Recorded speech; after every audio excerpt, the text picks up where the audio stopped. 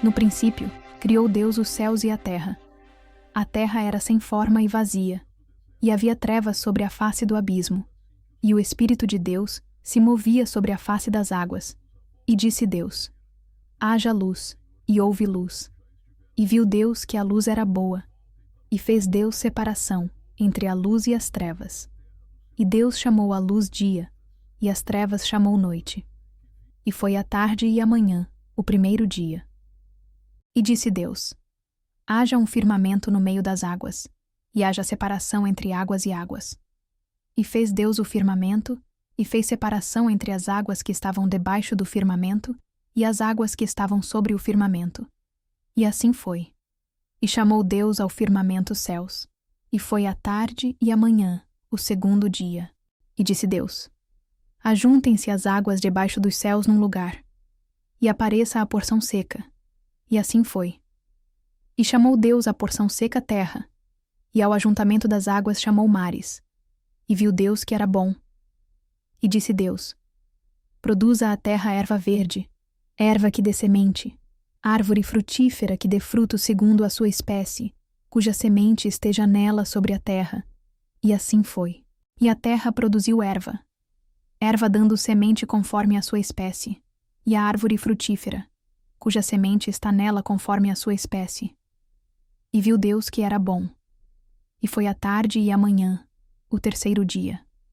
E disse Deus: haja luminares na expansão dos céus, para haver separação entre o dia e a noite, e sejam eles para sinais e para tempos determinados, e para dias e anos.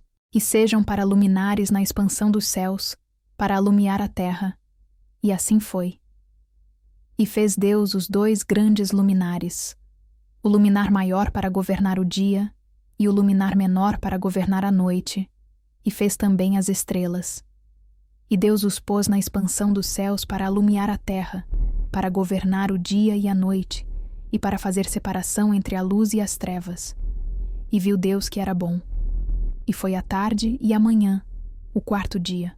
E disse Deus: produzam as águas abundantemente répteis de alma vivente, e voem as aves sobre a face da expansão dos céus.